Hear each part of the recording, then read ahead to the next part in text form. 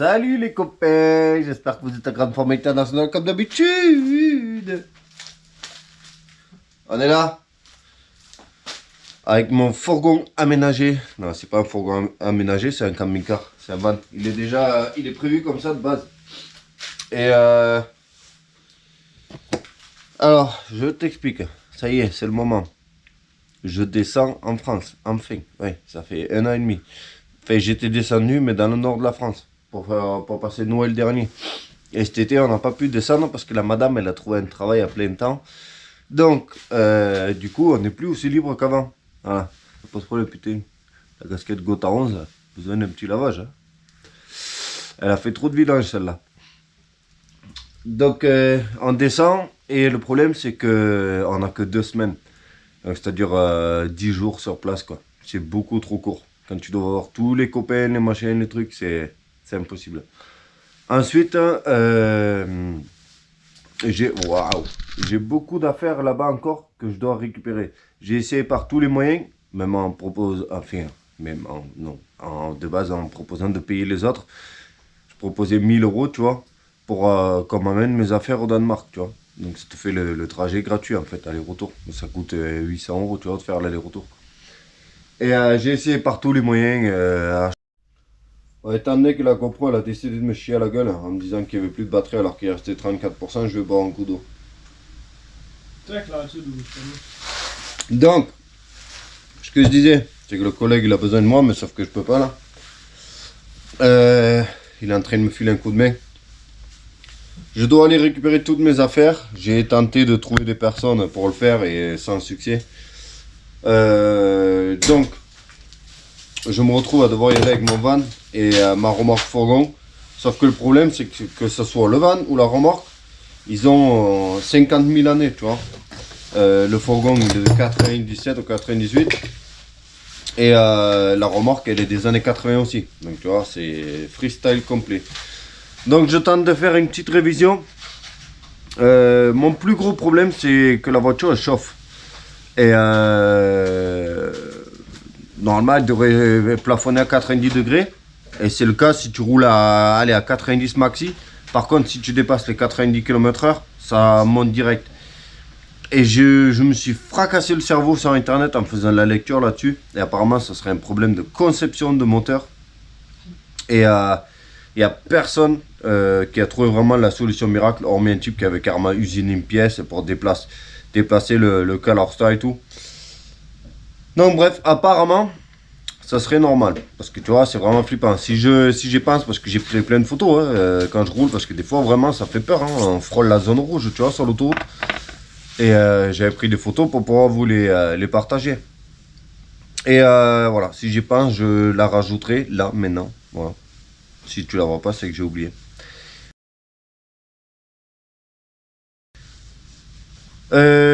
Donc le problème, ouais, c'est que ça a tendance à monter vraiment haut en température. On va à 110 degrés, tu vois. C'est horrible.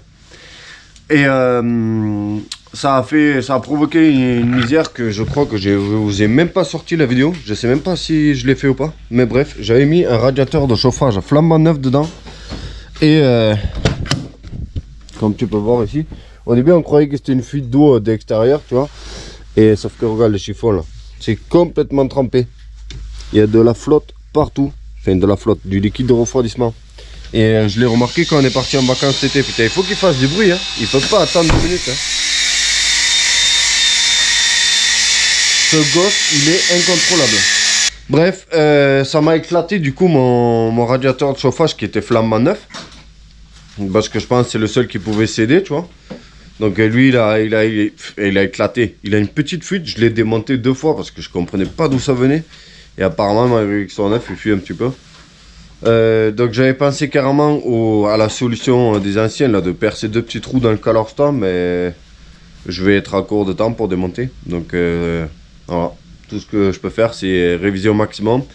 Et j'ai commandé à nouveau un radiateur de chauffage neuf. Et en plus, vu que je peux pas attendre que ça arrive par la poste, je l'ai commandé localement. Et là, c'est 80 balles, tu vois.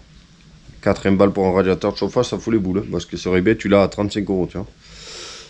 Donc, je vais quand même le remplacer. Et ensuite on va croiser les doigts. Là on est en train d'installer un récupérateur d'huile. Je vais vous le montrer, j'allais dire après. Le pire c'est que j'ai eu de magnifiques lampes. 2 secondes. J'ai eu des magnifiques lampes de mécaniciens là pour mon anniversaire, parce que c'était le 20 septembre pour ceux qui ont oublié. Parce que je rêvais d'avoir des vraies lampes, ne serait-ce que pour vous, mais aussi pour moi, pour quand je bosse. Et on m'a offert de magnifiques lampes, sauf qu'elles sont encore dans le coffre de ma BM, que ma femme est en train d'utiliser, et elles sont encore emballées. Donc bref, je te montre. En fait, le problème, c'est que tu as le reniflard ici, qui vient à une espèce de valve, et qui retourne dans l'admission, dans la boîte à air. Sauf que là, j'ai fait 3000 bornes, et déjà quand on l'avait démonté à l'époque, il y avait pas mal d'huile. Et là, ça a recraché pas mal d'huile, parce qu'en fait, les vapeurs d'huile qui sortent du cache culbuteur ici, vont dans l'admission. Et moi, ça me les casse, donc j'ai acheté ça, un oil catch can, donc c'est un récupérateur d'huile, sur lequel j'aurais pu le mettre directement à l'air libre, mais pour garder le système plus ou moins d'origine. Donc j'ai fait branchement sortie cache culbuteur sur l'entrée du catch can. Ensuite, la sortie, je la rebranche sur l'admission. Donc en gros, lui, il va juste, en fait, au lieu que l'huile, elle aille dans la boîte à air, elle va rester là-dedans, tout simplement. Voilà. Donc j'avais même pas besoin, une limite, de mettre le filtre à air ici, sur le dessus. Je suis en train d'y penser maintenant, là, puisque ça va respirer pour la boîte à air, mais bon. Dans le doute, on va la laisser. Le seul truc que ça peut provoquer, c'est avec l'humidité. Ça peut faire de l'huile mayonnaise dedans, quoi. Donc je vais le réfléchir, je suis pas encore sûr, vous le verrez plus tard. Et sinon, à part ça, j'ai tendu au max la courroie. Ce qui est marrant aussi, c'est que la popo flamande neuve, là, je sais pas si vous allez voir la poulie en bas qui est toute rouillée. Faut savoir que la popo est neuve, hein. On l'a installée il y a 1 an, quoi, quand on a fait la révision complète. Donc on remet ça, changer le radiateur, tendre les courroies, faire bien les niveaux. Et ensuite, il faudra croiser les doigts et appeler l'assurance pour être sûr d'avoir du dépannage, parce que 2000 bornes avec un truc qui avance pas, c'est un 2,5 litres diesel, donc aucune puissance, pas de turbo ni rien. Avec ma grosse remorque fourgon de 1,3 tonne derrière, j'ai double essieu, freiné, machin. Ça risque d'être compliqué pour le vendre, donc à mon avis ça va être en mode 90 derrière les camions, et ça prendra beaucoup plus de temps que ça le devrait. Mais normalement, à partir du pass week-end là, je sais pas quand je publie la vidéo, donc en gros je pars le 15 de ce mois-ci. Et je reste 10 jours sur place et après je rentre. Donc j'espère que je verrai le plus de monde possible, mais c'est vraiment tendu niveau durée, quoi. Il aurait fait que je reste au moins 3 semaines au moins, tu vois. Afin de voir tout le monde. Donc. Bon. Bref, je te tiens au courant. Bon, je te montre vite fait l'installation finale. Donc on a fait un petit support là sur la boîte à air. Comme ça c'est relativement libre, tu vois. Ça peut bouger sans pour autant tomber, tu vois. Mais c'est flex, quoi. Donc dis-moi si, dépêche-toi de me dire si jamais c'est comme le nom foireux mon histoire, parce que je pars bientôt, et entre maintenant et la vidéo quand elle va sortir, parce qu'il faut encore sortir le radiateur de chauffage là-bas, j'ai une nouvelle batterie installée, et je voudrais soigner un petit peu la rouille de la carrosserie au passage aussi, même si c'est pas très important. Ça fait du bien au moral que le véhicule il soit propre, tu vois. Donc là déjà le collègue, je l'ai mis à la peinture derrière, parce qu'en fait il me stresse, ce sale gosse là. Parce qu'il est tout le temps en train de parler et tout, machin. Et du coup, il file des angoisses. Donc tu vois, mon attelage qu'on avait rénové, il a quand même rouillé un petit peu en surface. Donc je lui ai dit, prends un pinceau, peins-moi ça en noir. Comme ça, pendant ce temps-là, il me stresse pas. Je sais pas si tu vois ce que je veux dire, tu vois. Mais les jeunes qui sont toujours là, tu sais. Ouais, et sinon, et sinon, et sinon. Et tu sais, il fait tout rapide, lui. Là, l'établi, il était hyper méga rangé l'autre soir. Et maintenant, c'est bordel. Ouais, il est bien ce jeune, tu vois. Mais il est juste un peu hyper actif. Bon, pendant que j'attends de recevoir les pièces, je vais m'occuper de ce que je n'avais jamais fait. C'est que, si vous vous rappelez, j'avais refait tous les bas de caisse sur ce véhicule. Et je les avais juste peints en noir. Je sais pas si on arrive à voir quelque chose là. Je les avais juste peints en noir. Et je les avais jamais traités anti-gravillon, même les passages de roues. Donc là, je vais nettoyer parce qu'il y a eu plein de rouille de surface déjà. La peinture seule ne suffit pas à protéger. Donc je vais mettre maintenant, un coup de zinc. Voilà. Et je vais traiter anti-gravillon. Là tu peux voir, ça a même commencé à attaquer un peu ici. Là on voit plus trop parce que je viens de tout poncer, mais ça avait pas mal pointé son nez en termes de rouille de surface là. Donc traitement anti-gravillon sur tout le bas. Je vais voir si de l'autre côté il y a un petit peu plus de lumière. C'est compliqué hein, dans mon garage. C'est la vie malheureusement. Là actuellement on n'a pas le temps de chipoter. Donc de ce côté je l'avais fait. Le problème c'est que oh, tu peux voir. Là j'ai mis anti-gravillon. Parce que j'avais fait tous les intérieurs et tout.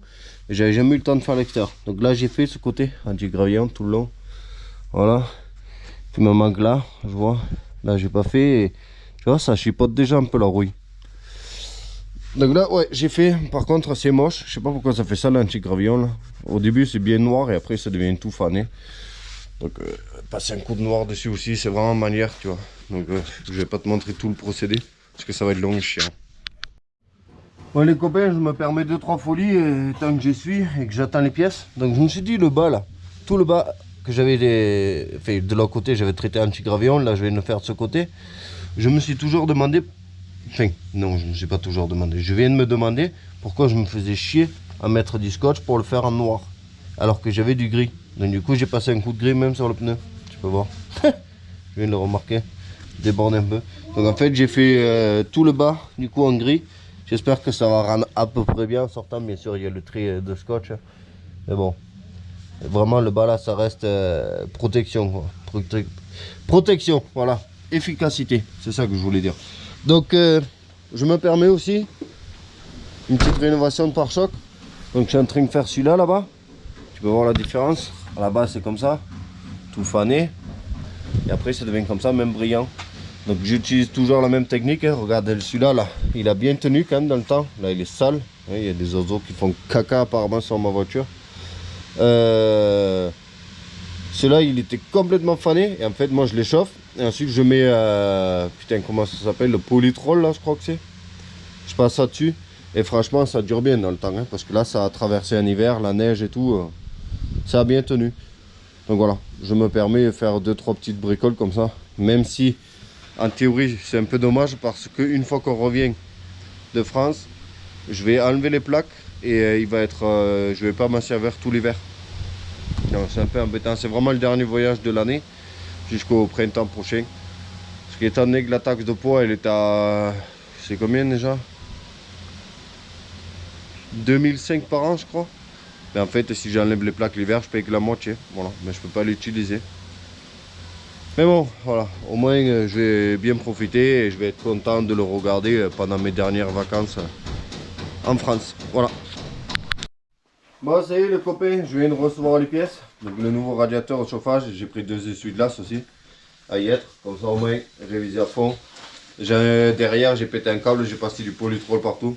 Comme ça au moins il est propre, il est clean. Et voilà, ça donnera envie de partir. Donc maintenant il faut que je démonte tout le tableau de bord là, que je débranche ici, j'avais déjà vidangé, donc ça c'est bien. Je démonte tout le tableau de bord, je sors l'ancien radiateur. J'installe celui-là. Et ben, on creusera les doigts pour que ça se mette pas à fuir à nouveau. Parce que ça fait chier, radiateur tout neuf. Mais je pense que ça supporte mal la pression. Donc si jamais ça part en couille sur la route, ben, je brancherai en direct et on se chauffera avec des bougies. Voilà.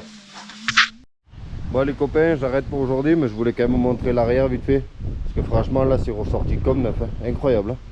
Je vous ai pas montré avant. Donc c'est vraiment pour ceux qui connaissaient le van. Mais là le fait d'avoir rénové les pare-chocs et j'ai même passé du polytrol sur tous les plastiques là en fait. Et d'avoir repeint un coup l'attelage qu'il avait commencé à rouiller. Et ça, cette barre là, elle avait jamais été peinte, elle était juste grise. Et là vraiment ça fait harmonieux, ça fait propre quoi. Donc j'aimerais faire pareil à l'avant. Bon bien sûr il y a les charnières là qui tiennent les portes là.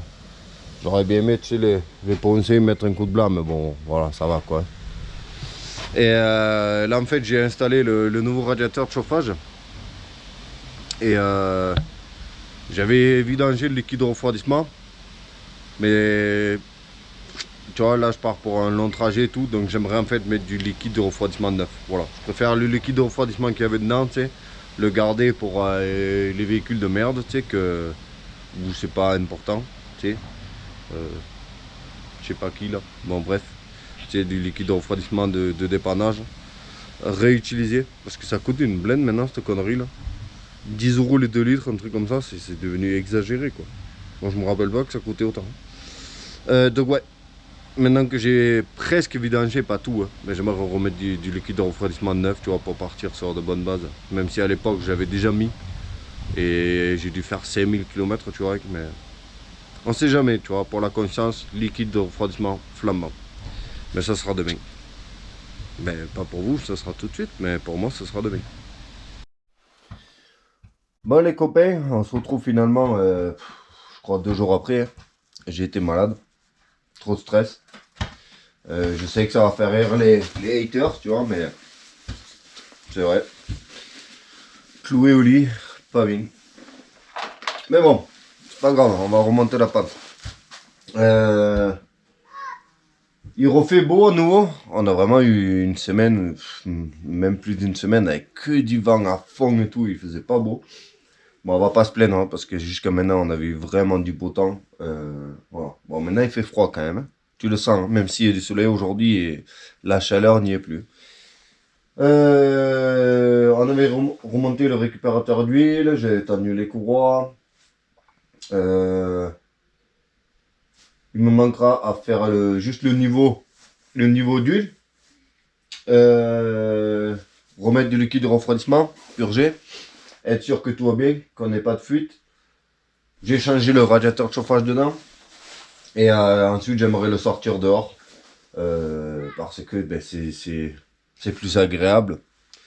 C'est pas très circulable là. Donc ben voilà, je vais remettre le liquide de refroidissement. Ensuite on va le sortir dehors. Et je vais voir si je peux pas remettre un coup de propre aussi au pare-choc avant. Manière de dire, parce que là l'arrière il est comme neuf. Et puis il me restera à mettre la nouvelle batterie dedans. La nouvelle batterie auxiliaire aussi. Donc il y a 2-3 bricoles à faire encore. Là le plus important c'est de mettre de plus de chance de mon côté niveau mécanique. Et j'ai mon père dehors qui est venu aujourd'hui pour refaire ma remorque fourgon. Il a décidé, ben, je vais vous emmener voir d'ailleurs. Il a décidé de lui passer un coup de peinture protection pour le bois là. Je vais vous montrer ça. Parce que c'est vrai que la remorque fourgon, bon, elle n'était pas cassée, mais elle méritait un petit coup, tu sais. Tu vois, elle est comme ça là. Et ben là, il est en train de la refaire. Putain, elle va être neuve. Hein. Elle va être méconnaissable. Si ça reste comme ça là, ça va être vraiment beau. Hein. Que ça a toujours fait un petit peu une vieille remorque, tu sais. Tu vois le bois comme ça là, un peu sec et tout. Ah, ça va être joli. Ça va être de toute beauté. Donc liquide refroidissement et puis on va sortir. Je vais quand même te remontrer vite fait l'arrière. Parce que franchement il est ressorti super propre là. Ça brille de 1000 feux comme on dit. J'ai mis les autres autocollants que j'avais là. Tomahawk Tuning, hein, copain de longue date. Fly by Man, Batmo 365, ça c'est les nouveaux copains danois. Et bien sûr moi. Voilà. Allez. Et si je t'ai pas cité ou accroché dessus, ben c'est que j'ai pas d'autocollant de toi. Ou qu'on se connaît pas. Ah ouais, rapide, il fait petit coup de gueule là. Parce qu'il me semble vraiment que c'est devenu abusé. Regarde, il y a 2,5 litres dedans. Et ça vaut 10 euros. Enfin 9 € et quelques, tu vois.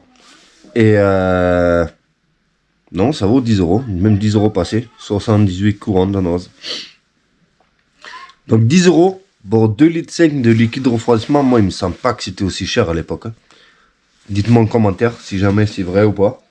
Si c'est moi qui ai juste des oublis ou pas. Mais je trouve c'est abusé. Parce qu'en plus, c'est même pas à mélanger, tu vois. C'est déjà comme ça. Donc quand tu as 6 litres à mettre, t'imagines 10 euros les 2 litres 5 là. Je comprends pas moi. Petite question rapide par rapport à mon histoire de récupérateur d'huile.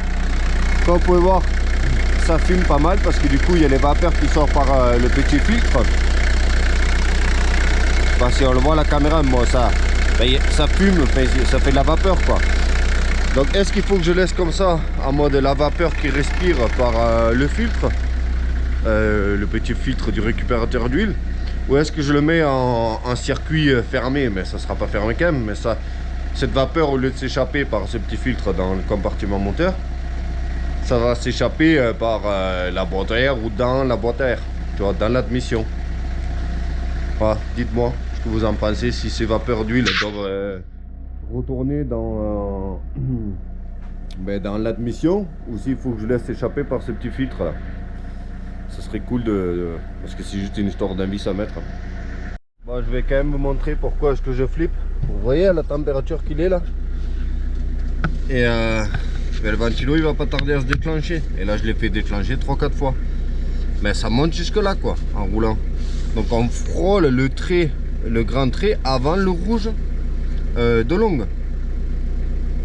Si je peux le déclencher une dernière fois. Et moi, pour moi, il faudrait qu'il reste vers les 90, mais apparemment, c'est tout le monde pareil. Mais sauf que du coup, ça m'a éclaté quand même un radiateur de chauffage parce que ça monte vraiment, vraiment chaud en température, quoi.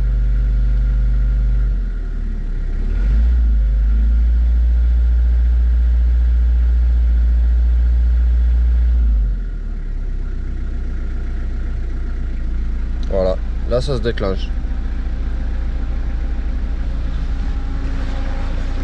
Je sais pas si on a le temps parce que ça prend pas longtemps.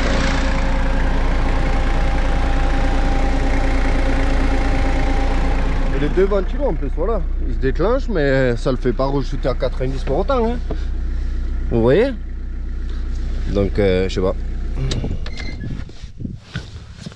C'est quand même extrêmement flippant hein, parce que je peux vous dire que quand j'ai touché le cache du radiateur de chauffage en dessous parce que j'avais un peu foiré le truc, et là les durites, mon pote, tu les touches pas. Hein. Je comprends pas, je vous jure, si c'était pas si compliqué, j'aurais démonté le Calorta pour lui percer 2 trous dedans. Ah oui, bref, je vais quand même vous montrer vite fait le camping-car et puis on va s'arrêter là pour cette vidéo là. Si jamais ça vous intéresse davantage de vidéos, eh ben, je vous en ferai une quand j'installerai tout le reste quoi. Vraiment le départ machin. Donc comme je vous disais, j'avais peint le bas en gris. Bon, ce côté il est complètement bosselé, hein. Ça c'est pas ma faute, hein. C'était comme ça déjà. J'ai peint le bas en gris, c'est pas terrible, c'est plus harmonieux, mais franchement ça le faisait plus en noir je trouve, limite. Ce côté c'est beaucoup plus clean, mais ouais ça le faisait en fait quand c'était noir le bas là je trouve. Mais de toute façon je prévois que si on le garde, et je pense qu'on va le garder, l'année prochaine je ponce tout et je fais tout blanc hein. Parce que le bicolore, il y en a plein qui disent ouais c'est pas très joli, mais en même temps ça n'a jamais, peut-être une personne sur 100 a fait un bicolore comme ça pour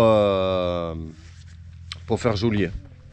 Généralement quand tu fais ça c'est cache-misère, voilà, et c'est le cas. C'est pour pas faire une peinture complète, ben, tu peins le bas là où c'est bosselé, c'est rouillé, machin, tu vois, où tu as fait des réparations. Allez, merci d'avoir regardé cette petite vidéo. Je vous dis à la prochaine. N'oubliez pas de vous abonner parce que sinon on n'atteindra jamais les 60 000 et on ne sera jamais pris au sérieux. Voilà, salut, ciao!